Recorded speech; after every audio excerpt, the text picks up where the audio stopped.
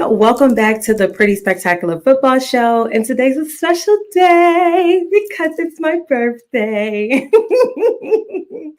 It's my birthday and I wanted to do my show. I wanted to have a birthday show this year. So I pushed the show back from Tuesday. Y'all know I wasn't here last week because of Hurricane Helene and going through those motions. It was a very, very stressful time in my life.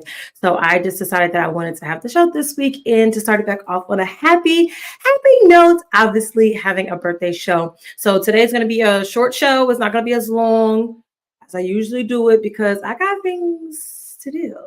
Okay. So make sure you are dropping the happy birthdays in the comments right now. I need to see them right now. Balloons, the celebrations, little emoji, the happy birthdays, all those amazing things. So yeah, let's just dive right into the show as we always do. So on tonight's game plan, we have the audible alerts as always. That's the one thing that's going to stay consistent with the entire show every week. Then we have Blitz Brilliance, flag on the play, and then the game of the week. So see, very short. I did cut out some things this week, so I'm not going to keep talking about it. I'm going to just hop right on into it. All right, so starting off with the audible alerts, I've decided let's just hit it off running, right? And I'm so glad I actually waited to do the show because I can now report on this. So bye, Sarah. So the New York Jets have like midweek, not even midweek, it was definitely early in the week. They had to fire, or they decided to fire their head coach, Mr. Roberts. Okay. And I had a thing on here too. It was like they fired him.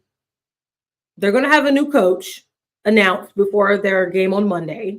They're on Monday Night Football. And then it was reported that they had to escort him out of the training facility once they fired him. Let me fix this mic. Hold on. There we go. You know, I still am working on my green screen thing. We're going to work on it, but just pay attention to me. Let's see if I can put my arms back in there. It don't matter. You hear my voice. You see my face. You see the slide. But yeah, so he was reportedly had to be escorted off of the training facility property once he was fired. And I mean, you would have to escort me too, if I'm being honest. This show, I'm gonna be a little bit more opinionated than usual. It's just, you know, the day's about me. So this is what it's going to be. I really wish that my camera and my green screen were like, get it together. Much better. So I definitely think that they would have to escort me as well, because what do you mean? What are you saying? I do feel as though this was coming though. I felt this for a while over the summer and OTAs and things in training camp, when there was so much question about Aaron Rodgers, like where is he? What is he doing? What's going on? And then you had what is his name?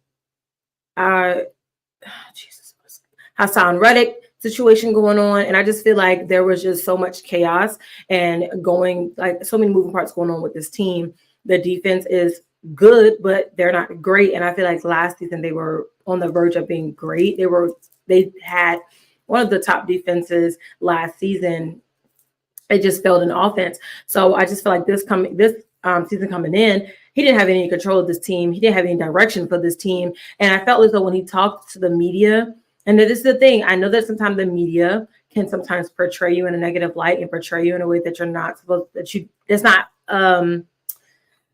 that's really not appealing to you or appealing to people, because every time I see him in the media, I was like, just get him off the mic. Get him off the mic. I don't feel like he has any personality either. So, I mean, that's no reason to fire a guy.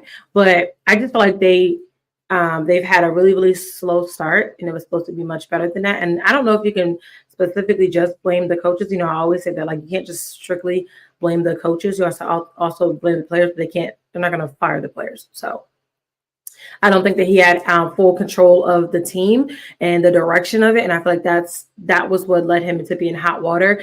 But I don't know if I actually agree with him being fired. Like, We're not even completely midway through the season. We're still, so I don't know. So that was the thing. But again, if it was me and I was him, you would have had to escort me out because I would have wanted some answers. We would have had to have a conversation, because yeah. And the GM said it was strictly his decision. GM or the owner? One of them. Either way, it was strictly their decision. So they just had enough. They had it up to here. And they said, buddy, you're out of here. Okay?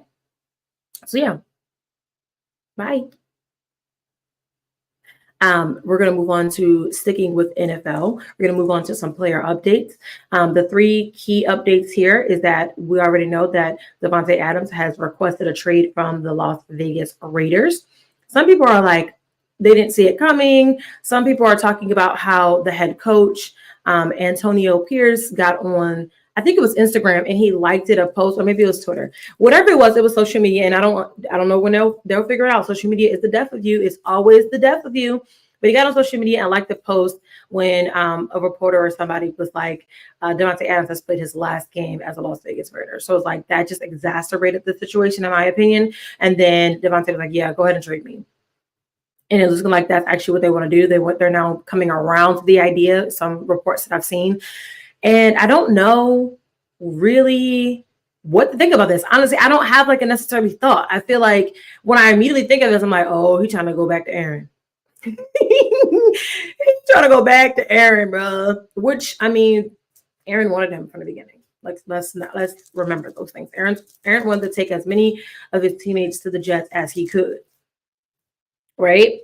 And going back to this Jets head coach firing thing, this would be a really funny time if Bill Belichick was to come out of his like retirement and being on the beach with his girlfriend and be like, you know what, I'm gonna take over and be the head coach for the New York Jets. But that's just a funny thought, just like, because if you know. But going back anyway. I believe Aaron Rodgers obviously want them. I don't know if the Jets have the capacity right now. They have too much going on. They need to figure out who's going to be their coach, what they're going to do to get out of the slump that they're in, and how they're going to move forward for the rest of the season. So I don't think the Jets are even like, I don't think that they need to be looking at him at all. Like my super woke up. Oh, wait a minute. Yeah, it's from this year. I thought it was super cute. Has a lid and everything. I added my own straw because they didn't give you a straw. Anyway, Pittsburgh is allegedly interested in him, but I am not falling into that because the last time I fell into some Pittsburgh rumor news, it was about Brandon Ayuk, and look where he at. Not in Pittsburgh. So I'm not even falling for it. I'll believe it when I see it. Apparently, Russell Wilson is making his way back. He's almost ready to be the starting quarterback, but honestly, I just feel like they need to get Justin to a point where he's confident in throwing the ball down the field and he can hold on to the balls without getting fumbles. And I think he'll be just fine. Derek Carr is out for a couple of weeks. He has an oblique injury outside of the sad inning that they had playing against the Chiefs. And now the Chiefs are 5-0. The Saints started off blazing, like belt to butt. I can't say the other word. And then suddenly there was just like a decline. I just feel like they had a really bad game against the Falcons. Actually, they had a bad game against the Falcons because I don't know what they were doing there. And I just feel like they just haven't been able to get back to it. And now you have to put your backup quarterback in. So I have a question for everyone. Is the Saints season over? Is it over? Or could it be turned around in the next 2 to 3 weeks? I need those answers, especially from the Saints fans. What are you feeling right now? What are you thinking? I need you. This is the time where I wish I could call in my previous co-host, but you're going to see him probably on next week's show and ask him as a Saints fan, are you scared? Are you fumbling? Like, what's going on? Anyway, moving on to Sam. Nobody thought he would do it, Darnold. I mean, I personally did not have him on the top of my radar of being one of the top QBs of the season right now. Ooh, he is smoking, okay? He's doing what needs to be done. Him and the Vikings. The Vikings' first game was kind of like, But I also feel like the Vikings are a team. They're like one of those silent competitor teams. They've been good for the last couple of seasons, like, making tracks of being good and getting on their way. And then this season, I feel like now, especially like where they are in these upcoming weeks that they've been playing, they really come into their scheme. They've come into what works. They've gotten some really good key components and players moving, and the success that they're having over there is not talked about enough, in my opinion. They're a team where a lot of people are not talking about it because I don't think a lot of people are thinking about them, but they're definitely competitors. They're definitely competing over there, and they are like top of the league right now. So that's the theme. That's the thing. That's the thing. Which leads me into top 5 NFL power ranking. So did I spell that right? Rankings. Is that right, y'all? You know, sometimes you look at a word, you look at a word and it's spelled a specific way, so you're like, oh yeah, that's right. And then you look at it again, you're like, oh wait, I don't know. I don't know. It looks funny to me. Anyway, top 5 teams. So obviously we know there's a lot of teams. We're not going to go through all of them. We're going to go through the top 5. I was going to do the top 10 from week 6, and I just was like, no. Top 10, that was top, what am I saying? The NFL rankings on NFL.com was updated yesterday. And there's plenty of teams in the top 10. I probably can remember them all from top 10, but I ain't gonna do that. And I put the logos up here in no specific order because I didn't want y'all to know what I was talking about before I started talking about it. But there is a new number 1 for the top 5 power rankings. So within the top 5, and that number 1 is the Minnesota Vikings. Yeah, you're probably thinking like, oh, it was the Chiefs. It was the Chiefs, but now it's the Vikings. That's saying something. And I know we're only in week 6, but hear me out. I just told you that Sam Darnold and the Vikings are doing something special over there. Look out for them. They are doing what needs to be done. I'm just saying. I'm not, the only team I'm not worried about up here is the Chiefs. Never was worried about the Chiefs. Never. I'm just never worried about the Chiefs. I think it's absurd that the Ravens are up here as top 5. And it's not even me hating or anything. I just think it's absurd for the Ravens to be up here at top 5. Granted, they did play a good game against the Cincinnati Bengals, but then again, it wasn't. I'm not feeling that. I'm not feeling them being up here. But it goes Vikings, Chiefs, Lions, Texans, Ravens, if I'm not mistaken. Let me look and make sure I got it right. Vikings, Chiefs, Lions, Texans, Ravens. Yes. Not surprised with the Texans. They were pretty good last season as well. So I feel like they're only going to continue to get better. And the Lions, y'all harassed Dan Campbell for nothing because look at y'all. Y'all up there in the power rankings. Y'all doing pretty well. So that's enough on that. Just wanted to put that out there. Moving on to college football, as you know, every week I talk about the AP poll top 25. Obviously, there's always some moving and shaking in parts. And really today, my key thing is talking about the top 10. The top 10 has fluctuated so much. Clemson has climbed their way into the top 10. Not surprised there with their 4-1 record and how they've been consistently with beating teams. They've been very consistent with their offensive scheme, so that looks good. Cade Klubnik, I'm saying it too fast. He's doing great. I am not surprised, honestly, by any of these. Not surprised. Maybe about the Nittany Lions. They crept themselves up there. University of Miami, I feel like. And here's the thing. In my opinion right now, I feel like the best 2 teams in college football, in my opinion, the best team. Hold on, y'all. Something fell back in my thing fell. Come on, get out my thing. Oh man, it's messing me up. I mean, it's on like the green screen. I like to be live because the green screen thing always it just doesn't do it for me. But this is horrible. Hold on, y'all. Okay. I couldn't do it. Couldn't do it. You won't have me on here looking crazy.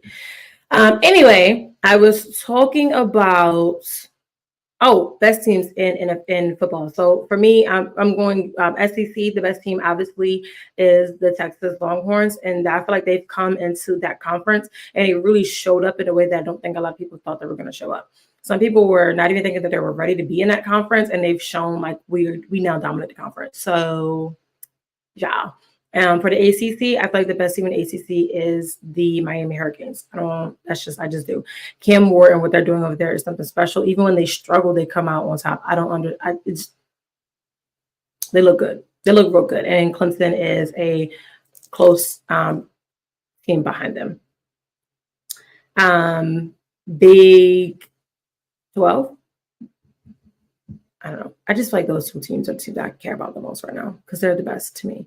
The rest of the teams have potential, but I just think those two teams are the best. I think Tennessee is also really good. I told you Tennessee was a problem. They weren't that good this past weekend, but they're pretty good. So there's that. Moving on. Have y'all heard of Project Rudy? Now, I'm going to read a piece of it from the article because I understand it, but I'm going to have to bring it back again next week. But because it's been a hot topic within this past week, I wanted to bring it up because I got to stay on top of things. Okay. So Project Rudy, and this is an article from CBS, NCAA, FB. So it says, what is Project Rudy? New proposal to reimagine college football includes 70 teams and private equity backing. The private equity will come from Smash Capital. The 70-team structure would seemingly exclude the bottom tier of the FBS, and it would be privately funded by the private equity company that I have already said. The project would include $9 million infused into a system that would expand the college football postseason, change scheduling, and feature tiered revenue distribution. So the SEC commissioner is all for it. He feels like it's already a power league. They're calling it like a power league. The latest reimagination of college football now includes a multi-billion-dollar proposal spearheaded by former Disney executives for a system funded by private equity. Sources confirmed on CBS. What else?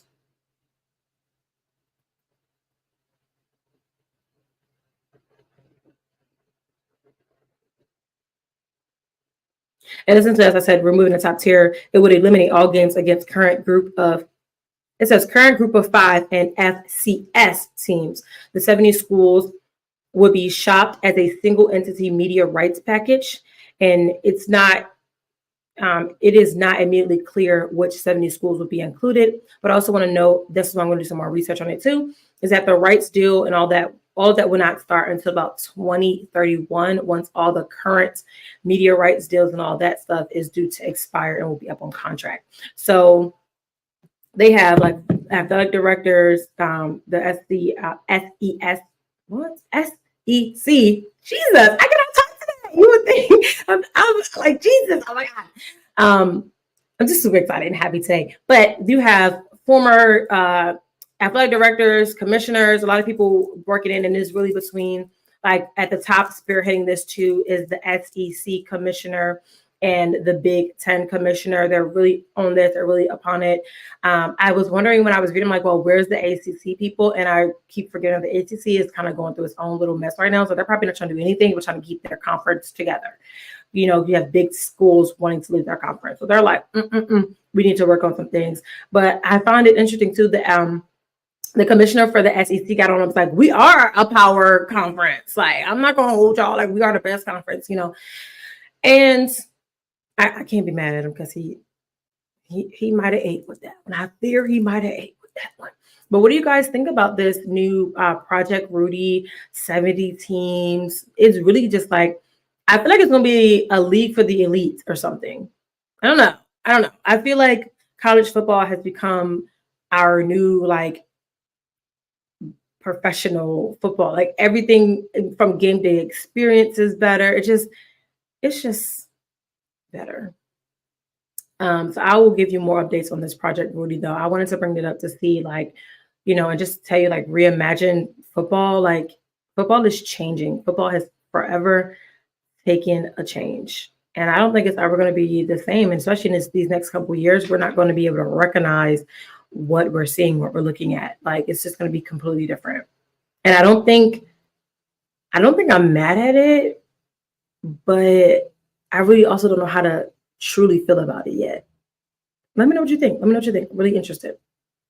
Moving on to Blitz Brilliance. Before I move over there, I am going to play the commercial and give a shout out to one of the sponsors for MTMV Sports. That is the Ozell brand. So stay tuned, watch this commercial.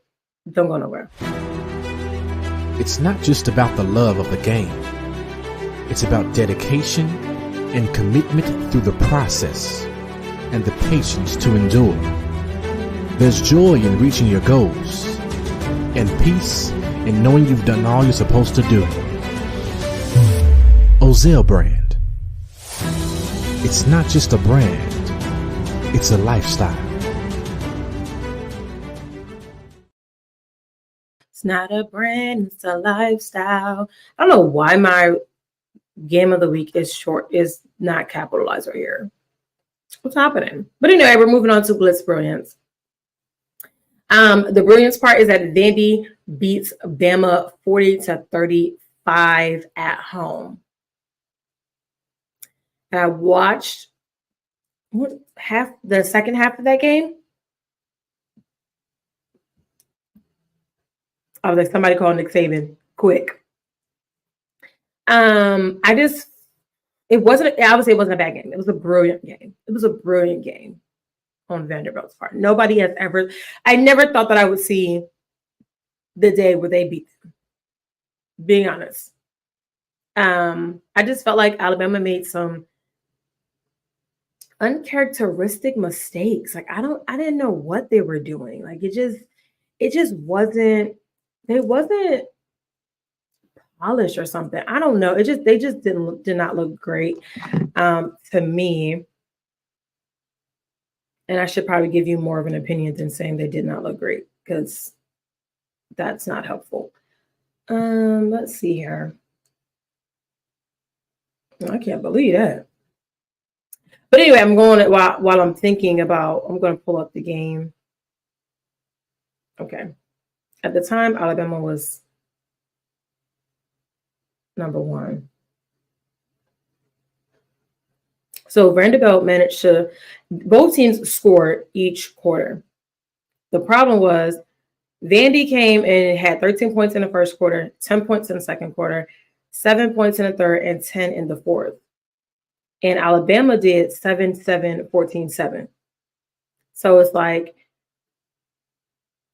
they were getting points on the board. I think it was a defensive thing. It was a defensive thing, and I feel like on both of them, because 35-40 to me is still pretty high. So I feel like it definitely was a defensive thing, and I feel like Alabama's defense definitely needs to get better. But I felt like that for a while though, even when they let Georgia come back and almost steal the game away from them. Like I feel like every week they do really, really good, and then like they're definitely not a second half team. They can figure out how to win. They couldn't figure it out against Vanderbilt, but they can figure out how to win, but they're just not they're not a good second half team. And I think that's primarily where their troubles are. They're just not a good second half team. And I feel like if you're going to be behind or you get behind, you have to then crank it up time 100 to be able to beat the team. Vanderbilt did get fined $100K because their fans and the students stormed the field after the win, because like what? They just won the Natty. Like that's that's literally what that game was to them. The game was the Natty. Let's be for real. Who's thinking about Vandy? Vandy's not probably going to get anywhere, but they definitely won the Natty, beating Bama. So yeah, they stormed the field. I watched it. It took them a long time to take that goalpost down. When we watched the Colorado Baylor game, I swear for you not, That goalpost was down in about five seconds. It took Vanderbilt like 40 minutes. They had to pan. They literally was trying to show them taking the goalpost down. They went to a commercial, came back, and it still wasn't down. So at that point, you deserve to fine. Because why did it take you so long? All y'all fans out there, it took you that long? Come on, be for real. But you know what? They weren't expecting it either. So I give them some grace. But I do think that it's kind of, I mean, I understand it getting fined for rushing the field. But also it's like there was just like, don't they always rush the field? Do they not always rush the field? I'm so confused. I watch Clemson fans rush the field every time. So maybe it was because they took that goalpost. Maybe that's what it was. Maybe it was the way that they did it. I don't know. I think they just let them celebrate, let them have fun. It was their natty. Like, come on, SEC. But it is the SEC, and Clemson's an ACC. So maybe they just got different strokes for different folks. I don't know. Another Blitz Brilliance, obviously, was Arkansas beating the Vols. I don't know why I was about to say Arkansas. I just said it'd be funny, but they beat them. Honestly, I don't know what was going on here. 19-14. Really good back and forth game. I just felt like Arkansas just showed up as the better team. And I think in their case for the Vols, it was one of those teams where it's like they expected to beat them. So they went in with that kind of like, we're going to beat you attitude. So you're just like, you're not, you know. And then Arkansas was like, nah, bro, we playing a full 4 quarters of football. We're coming hard. And then I felt like when Tennessee kind of got out of that little like funk, it was just too little too late. So they also got fined. Arkansas, this is their second time. So the fines work in tiers. So if it's or your offenses. So if it's your first offense, you get $100K. Second offense, $250K, which is what Arkansas got. $250K for the way that their fans and their students rushed and embraced the field and all that great stuff. But again, like you are a team, lower level, beating a top 15 team. Like you won the natty. You won the natty because for real, you just won a natty at that point, you know. But apparently, Arkansas breaks the rules all the time. They said we're not here to follow the rules. We're here to break them. So they said we'll pay it anyway. Moving on here. The flag on the play. See, now it's all caps. Flag on the play. You know, I try to get the show to be perfect every week. And I understand that it's not always going to be perfect, but I hate when I see little things like lowercase letters or my fonts are different. And it's me and StreamYard got some beef or something. Or me and the services that I use and all that, and then putting it up on StreamYard, we got some beef. I'm gonna have to handle it. I'm gonna have to just handle it. But anyway, we're moving on to flag on the play. First flag on the play is that Watson has resolved his lawsuit. As I previously reported, there was another woman who came out with a lawsuit saying that Deshaun Watson also made her and forced her to give in those massages and all those things. And she was like, hold on, wait a minute. Y'all thought I was finished? Because how dare you pay off them other people and you don't pay me? And he paid. It's been resolved. And as his attorney said, it is confidential. No, we want to know. We want to know the details because you put it out in the media. It's in the details. You drugged this man. Good media. Tell me what it is. How much he paid you. I need to know. You know? But to me, it's like, and I said it last season, and I've even said it on my personal show, Locker Talk, but I feel as though if you're not guilty of something, I wouldn't pay if I wasn't guilty. So does that mean that he's guilty? Does that mean that he's done it? Does that mean that very well his actions and his behaviors are kind of questionable and we should be turning our side eye to him? Deshaun. You know, and then it makes me question the NFL. It's like this man has now paid off 23 women, and his conduct and his behavior. I understand he was suspended for a while, but it's just like I don't know what they would do. Honestly, they just suspend you and fine you and let you continue to play. But it's just unacceptable, and I feel like the nature and the message that they send with players like Deshaun Watson, it's just not a good message. You know, it's like NFL is. Obviously, they don't care about women. They care about the money. But I don't know, y'all. How do y'all feel about this? Let me know what y'all think. I really think it's important just to try to get some key other people talking about this. But yeah, he's resolved it. It's done as I thought it would be. I didn't think that he didn't go to court for the last 22. So why would he go to court for number 23? We knew that wasn't going to happen. Silently resolved it, kept it quiet. But of course, that lawyer had to let them know, yeah, he did it and he paid for it. Period. Next, Georgia football has more troubles.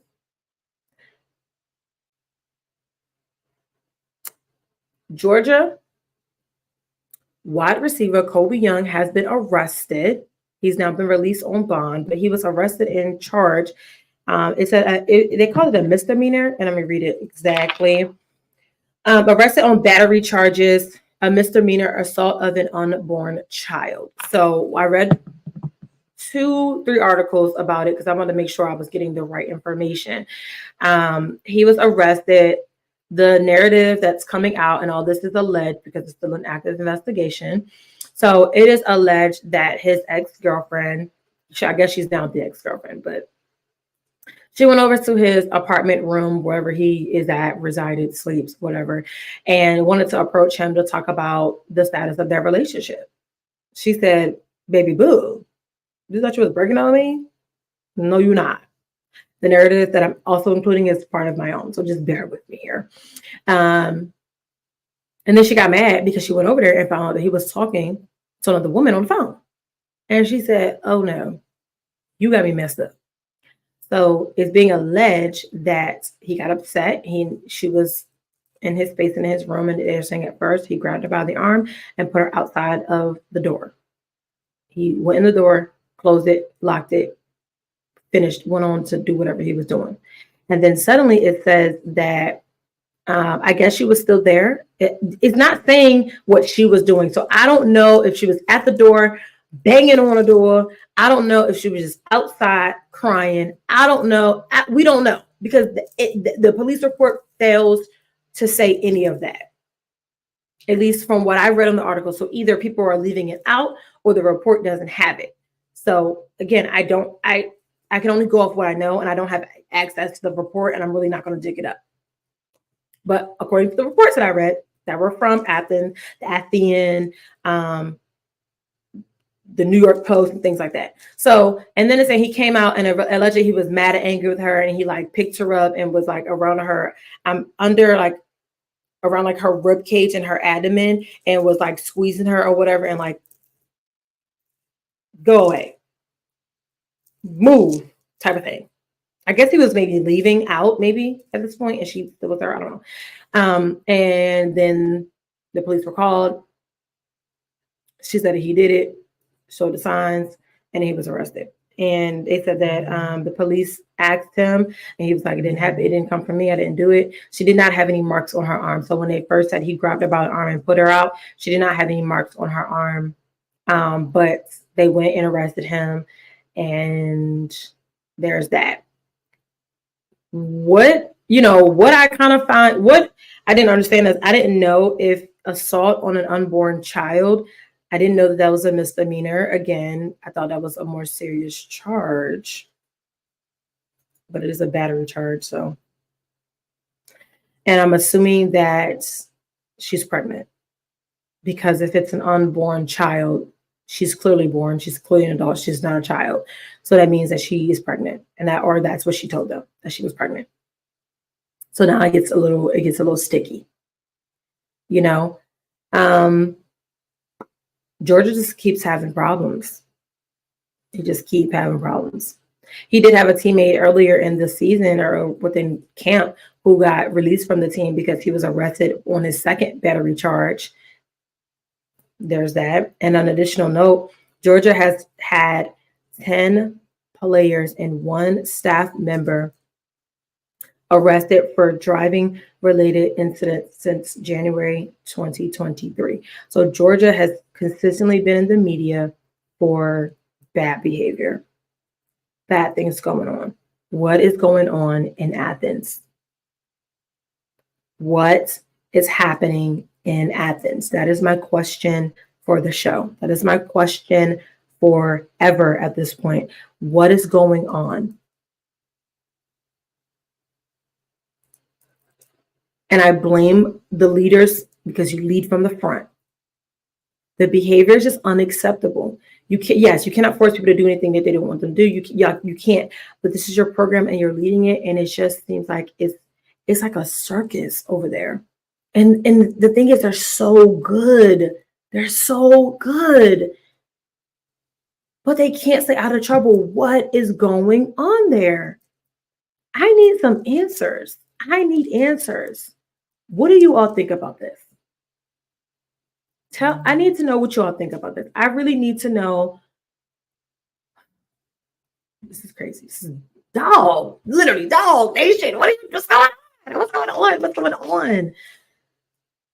Yeah, but leave these girls alone. Just leave them alone. Don't stop putting your don't touch them. Don't do it. Leave them alone. Stop drinking and driving. Learn from the examples that were made and the mistakes that were made before you. Learn from them. Okay? Learn from them. It's not okay. I'm going to keep you updated on this, though, as I can go through some more articles and figure out more of what exactly happened and why he came out all mad and fiery in the first place. I do feel like something is missing there. I feel like a piece of the story is missing because we don't know. I feel like we don't know everything and all the details yet. But again, it is an active investigation. So as it unfolds, I will be sure to bring it to you. Now, moving on to our last topic of the show, game of the week. Game of the week. Okay, college game of the week was very hard for me to decide and decipher, but honestly, it really was just only one that could actually do it. For college football, the game of the week was Vandy beating Alabama, and as you see, the students on the goalpost, that's what I saw when I was watching them. And I'm like, bro, get it down already. And then, you know what? I really think that they was fine because they literally walked the goalpost all the way through downtown Nashville and threw it in the river. So, I mean, if you're going to take our property, don't throw it in the river. You walked it all the way down. They interrupted everybody's plans. They interrupted everybody's plans down there in Nashville, downtown, because they said, we're taking the goalpost, we're walking it down, we're throwing it in the river. That's just what we're going to do because we won the natty. We won the natty against Alabama.